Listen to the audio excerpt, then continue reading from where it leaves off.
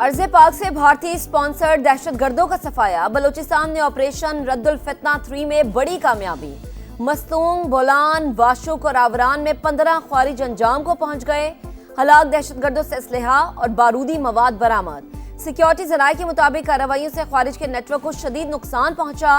सदर मुमलिकत और वजीर आजम की कामयाब इंटेलिजेंस बेस्ड ऑपरेशंस पर फोर्सेस को शाबाश।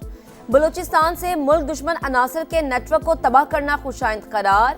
अमन खराब करने की हर साजिश को नाकाम बनाएंगे। विफाकी वजीर मवासलात अब्दुल अलीम खान का भी फोर्सेस को खिराज तहसीन।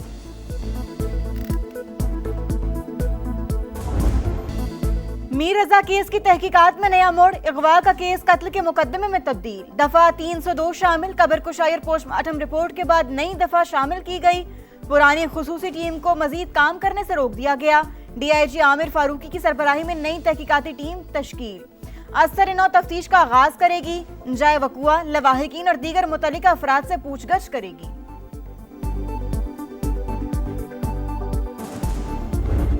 कराची के नौजवान ताजिर मीर रजा को गोली पीछे से लगी। कमर से पसलियों को चीरते हुए सीने से बाहर निकली। दूसरे पोस्टमार्टम की इब्तदाई रिपोर्ट में पुलिस के खोखले दावों का पोल खुल गया। नौजवान पर तशद्दुद की तस्दीक। जबड़े पर चोट और जख्म मौजूद। जिस्म के निचले हिस्से पर खून के धब्बे और पांव पर गोली के निशान भी मिले।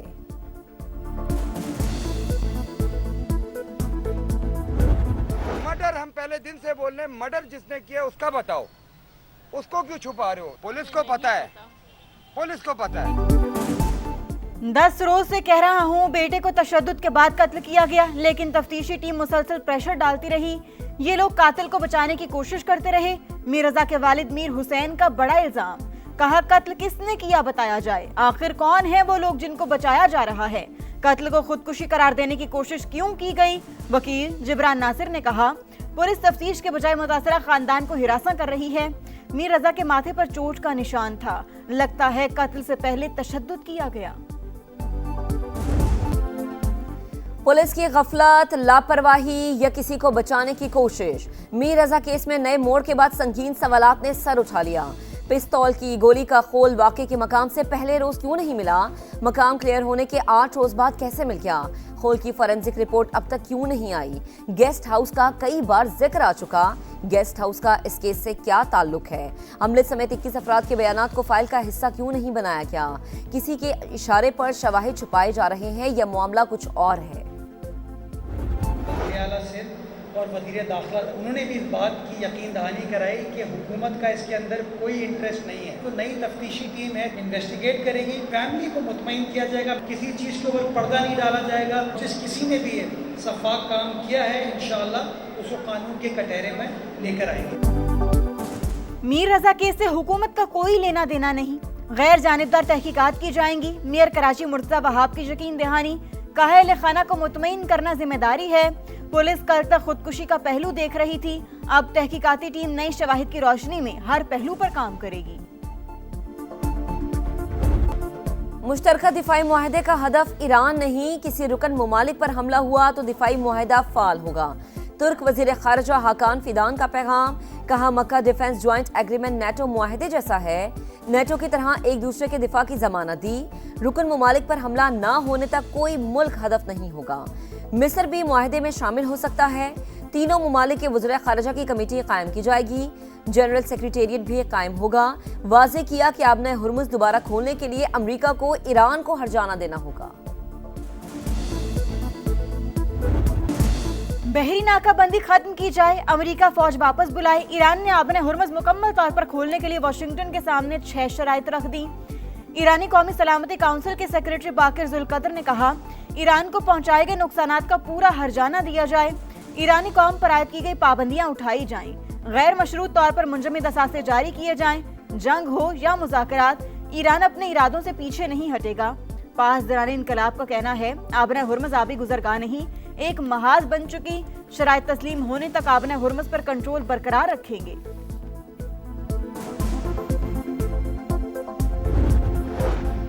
जब तक अमेरिका मुफाहमती याददाश्त की खिलाफ वर्जियां बंद नहीं करता, मुज़ाकरात शुरू नहीं होंगे। ईरानी वज़ीर ख़ारिजा का दो टुक पैगाम।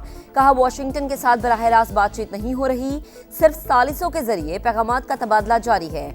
ओमान से मिलकर आपने हुर्मुज़ में नए रास्ते बनाएंगे। तमाम तर दबाव के बावजूद मज़ाहमत के लिए पुरज़्म है। अजीम शहदा के खून को भूलेंगे ना ही मुआफ़ किया जाएगा। तर्जुमान ईरानी फौज ब्रिगेडियर जनरल मोहम्मद अकरामिनिया का कहना है, आबी गुजरगाह की नई सूरत हाल नजरअंदाज करने पर दुश्मन को भारी कीमत चुकाना होगी। मुल्क के दिफा के लिए आखिरी सांस तक जंग जारी रहेगी।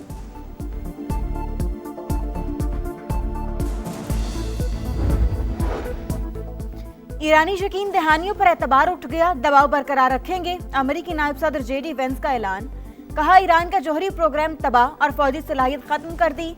मशरिक़ वुस्ता से तेल और गैस हासिल करते रहेंगे। अमेरिकी अवाम को पेट्रोल और गैस की कीमतों पर फायदा देंगे।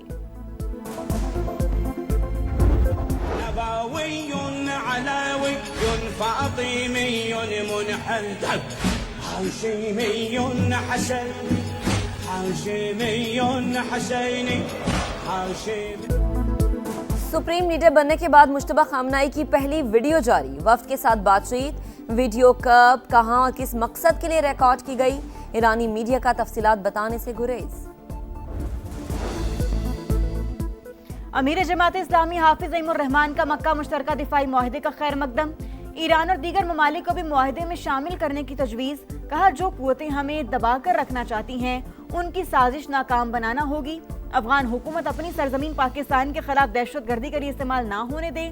हुकूमत को पड़ोसी मुल्क से मुज़ाकरात का मशवरा। आलमी मंडी में पेट्रोल की कीमतें बरकरार रहीं तो 2 दिन में आवाम को अच्छी खबर आएगी। महदूद वसाइल के बावजूद हुकूमत रिलीफ दे रही है। वजीर पेट्रोलियम अली परवेज मलिक की मीडिया से गुफ्तगू। कहा, पेट्रोल आज भी महंगा है लेकिन किल्लत कहीं नहीं। हमसाया मुमालिक में शनाख्ती कार्ड देखकर पेट्रोल दिया जाता रहा। आजाद कश्मीर इंतखाबात का तीसरा मरहला पूंछ डिवीजन के 4 हलकों में कल मैदान लगेगा। जिला बाग के 3 और हवेली के 1 हलके में वोटिंग शेड्यूल। पोलिंग के सामान की तरसील जारी। मुस्लिम लीग नून, पीपल्स पार्टी और इस्तेहकाम पाकिस्तान पार्टी में कांटे का मुकाबला मुतवक्के। सिक्योरिटी के सख्त इंतजाम।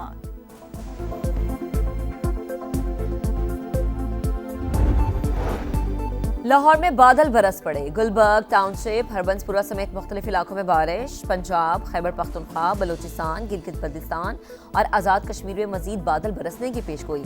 समड़ियाल में नालाइक का बंद टूट गया। भोपाल वाला के मकाम पर पानी आबादी में दाखिल।